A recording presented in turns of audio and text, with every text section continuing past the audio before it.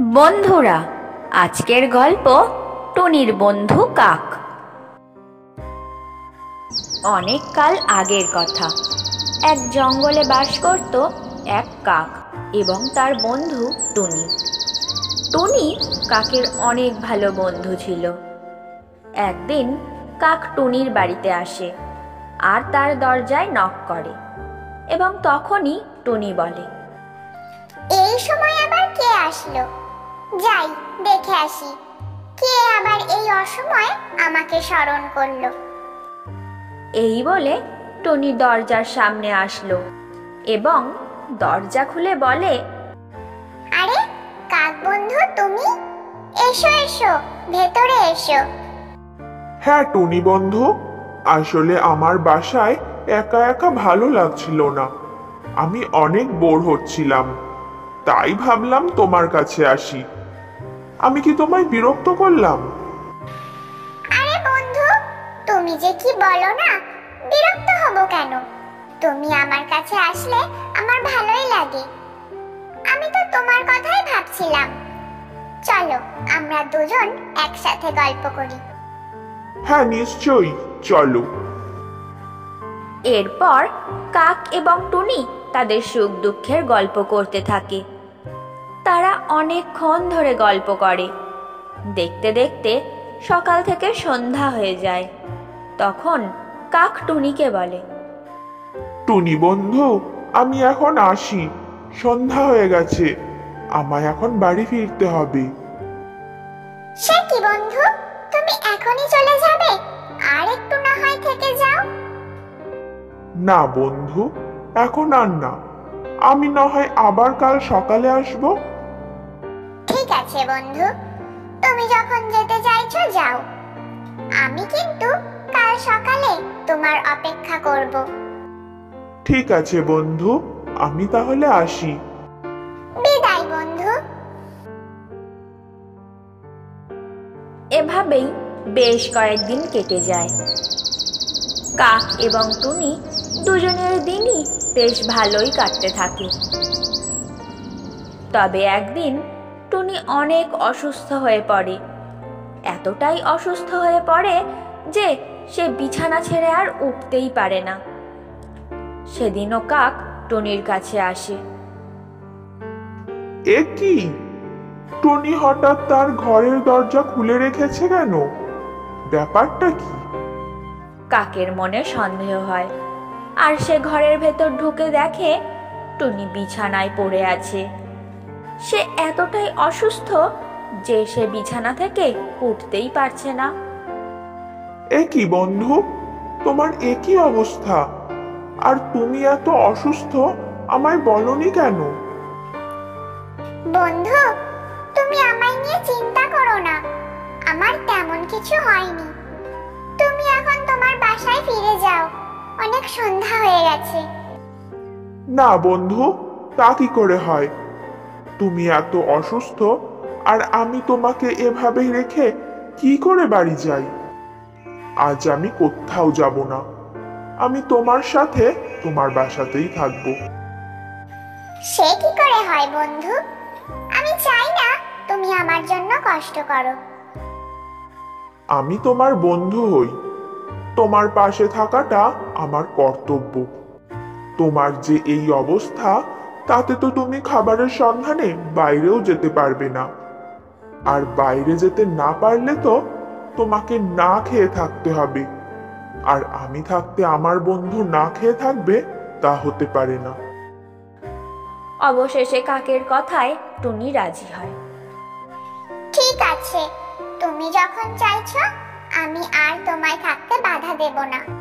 এরপর কাক টুনির সাথে টুনির বাসাতেই থেকে যায়। আর টুনি সুস্থ হওয়া না পর্যন্ত কাক তার সেবা করে যায়। এভাবে দেখতে দেখতে 5 দিন কেটে যায়। 5 দিনের মাথায় টুনি সুস্থ হয়ে ওঠে আর সে এখন হাঁটা চলাও করতে পারে। 5 দিনের দিন কাক যখন খাবারের সন্ধানে বাইরে যায়, তখন তোতা আসে টুনির বাসায়। টুনি, ও টুনি বোন, বাসায় আছো নাকি? কে?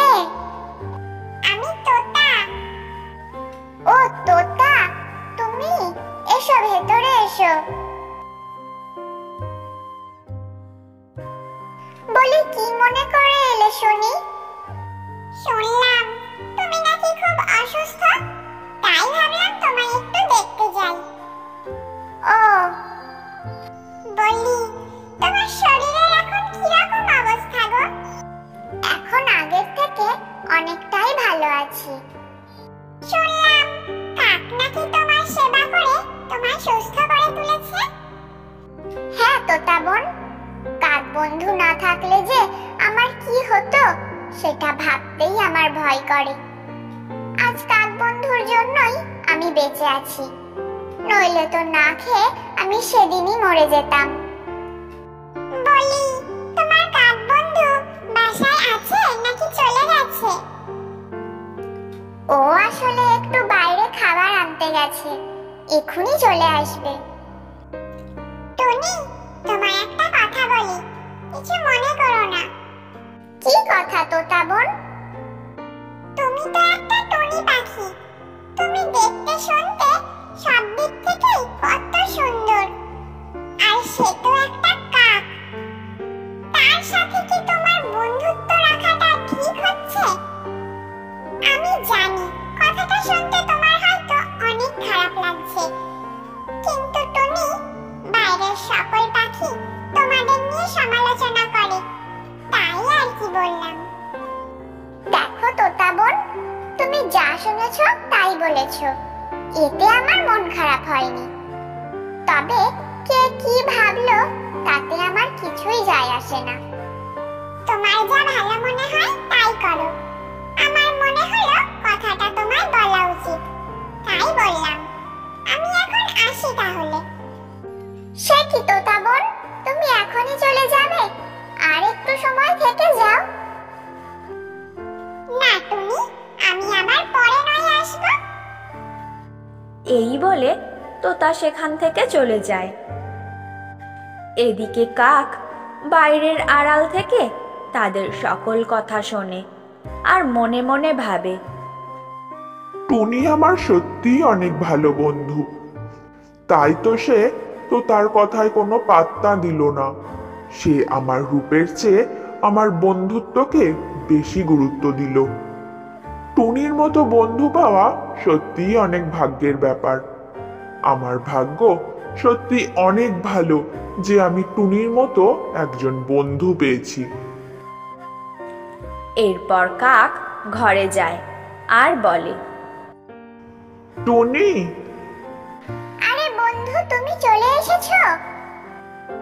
হ্যাঁ বন্ধু, আমি আমার সঙ্গে করে কিছু শস্যদানা নিয়ে এসেছি, এগুলো তুমি এখন খেয়ে নাও। তুমি তো সকাল থেকে কিছুই খাওনি। তুমি সত্যি অনেক ভালো গো, আমি হয়তো আগের জন্মে কোনো ভালো কাজ করেছিলাম, তাই তো তোমার মতো একজন বন্ধু পেয়েছি। না টুনি, তোমার মতো বন্ধু পাওয়াও অনেক ভাগ্যের ব্যাপার। এখন আর কথা না বাড়িয়ে শস্যদানাগুলো খেয়ে নাও আর ঘরে গিয়ে একটু বিশ্রাম নাও। আমি এখন আসি বন্ধু। ঠিক আছে বন্ধু। এরপর কাক তার বাড়ি চলে যায়। এভাবে কাক এবং টোনার দিন ভালোই চলতে থাকে। তারা একে অপরকে সাহায্য করে আর একসাথে বিপদের সময় লড়াই করে। তাদের বন্ধুত্ব দেখে জঙ্গলের সকল পাখি হিংসা করত আর তাদের বন্ধুত্ব ভাঙার জন্য চেষ্টাও করত, কিন্তু তাদের বন্ধুত্ব এতই অটুট ছিল যে কোনো শক্তি তাদের বন্ধুত্ব ভাঙতে পারেনি। তাহলে বন্ধুরা, আজকের গল্পটি তোমাদের কেমন লাগলো সেটা কমেন্ট করে জানাতে ভুলো না কিন্তু। আর হ্যাঁ, ভিডিওটিতে একটি লাইক করে চ্যানেলটিকে সাবস্ক্রাইব করে আমাদের পাশে থেকো। সকলে ভালো থেকো, সুস্থ থেকো। রাধে রাধে।